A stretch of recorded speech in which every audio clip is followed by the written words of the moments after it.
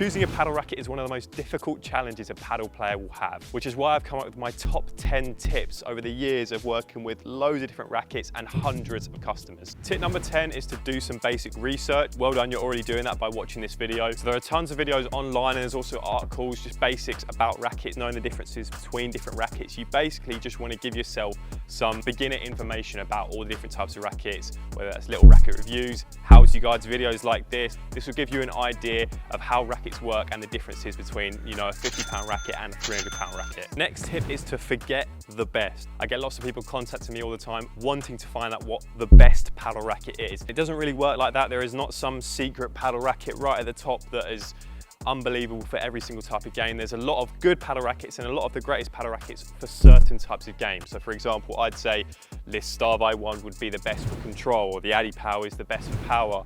This racket, this Zephyr, is the best for comfort. So you need to focus on what is good for your game. So if you value a lot of control, then you're going to look for a racket that is really good for control, rather than just looking for this unreal racket that doesn't really exist, that is best for all styles of game. This leads me perfectly onto my next tip, which is find out what you want. You need to be asking yourself loads of different questions. Do you want power? Do you want control? Do you want comfort? Do you have tennis elbows? Asking yourself all of these questions will help you completely narrow down all of the rackets out there, because there's so many rackets. So if you think, I need something light, I need something comfortable, then you can just get rid of anything that is really heavy and power-based. You'll find it will just make the choosing a racket process a lot smoother and a lot easier. The next tip is to ask an expert. Now, this might be trickier for some people that don't have like a coach they can go to, but you can ask your friends, you can ask people that maybe have bought a lot of different rackets, or a lot of people that have been in the paddle game for a few years. Ask your coach what racket they would recommend for you, especially if you're getting lessons off a coach. They're probably going to know your game pretty well, so they'll be able to give you good advice of what racket would be good for you. This again leads me on to my next tip, which is to contact me. Bit of a strange one, this one, but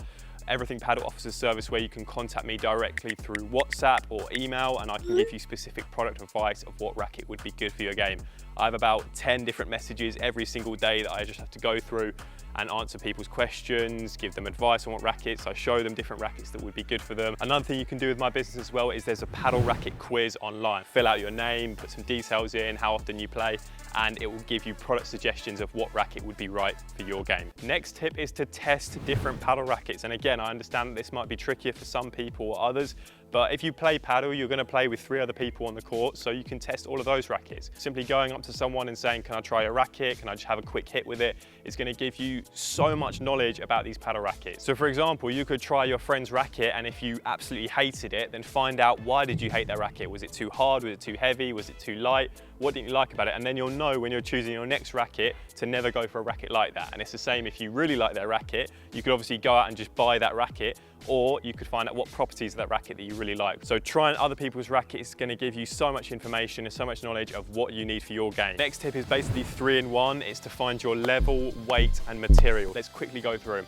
Player level. Are you a beginner, intermediate, advanced or a junior player? One of the first questions I ask people when they contact me, because it gives me so much information about what type of racket that they will need. If they're a beginner, I usually stay down the lower end, intermediate, a bit higher up, and advanced, I give them something really, really top quality. It's really important that you know your player level. Knowing what weight to get is a big one as well. Most people just are fine with average weight. This is quite a heavy racket, this Starby Raptor, and this is quite a light racket, the Addy Power Light. I've got an entire video on light versus heavy paddle rackets, you can check that out, but just to sum it up really quickly, a lighter racket will give you a faster swing and probably more comfort, and a heavier racket will give you more power. Material is usually the biggest factor in the difference in price. So again, just to briefly summarize, there are 2 main materials. There's fiberglass and there's carbon.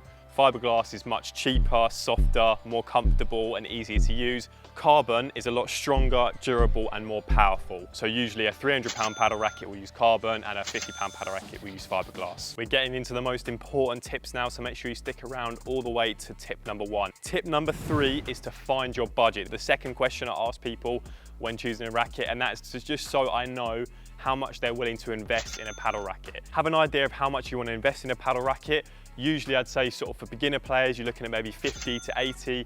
Intermediate, you're looking sort of from 100 to 150. In advanced, you can go pretty much any price from maybe 150 onwards. If you have that idea of that price in your head, it just makes the choosing process a lot easier, because you can just eliminate any racket that's not quite in that price range. Obviously, the more you invest in the paddle racket, probably the better quality and stronger and more durable the paddle racket will be. The next tip is a big one. Do not buy too cheap. I see loads of people walking on a court or telling me how they found a paddle racket for £30. Really not the smartest idea, because that £30 racket is going to be really low quality. It's probably going to break. It might give you tennis elbow. It's not going to give you any control, comfort or power. Probably end up realizing how bad it is and then have to invest a lot more money. So if you buy too cheap, you will have to buy twice. I think the minimum that you've got to spend on a paddle racket is around £50. Anything less than that is going to be too low quality, and it will have a much higher chance of breaking very quickly because the materials will just be too cheap. Right guys, we're at the most important tip now, and that is to find the shape. The shape is the biggest factor when choosing a paddle racket, and it will affect your game the most. I've got an entire video on round versus diamond rackets, which are the two main shapes. Just to give you a brief summary, round rackets are going to give you way more control, and diamond rackets are going to give you way more power. There are other shapes as well, like teardrop, and there's hybrid shapes, and those usually give you a mix of power and control. I'd recommend that beginner and maybe early intermediate players use a rounder racket, and then when you go past that level, you can use pretty much whatever you want, but you can start to move into more teardrop and diamond shaped rackets because they're a little bit trickier to use. So those are my 10 top tips. If you have more questions, feel free to contact me, drop me a text on WhatsApp, and I can really help you out with any advice on choosing rackets or finding a product that would suit your game the best.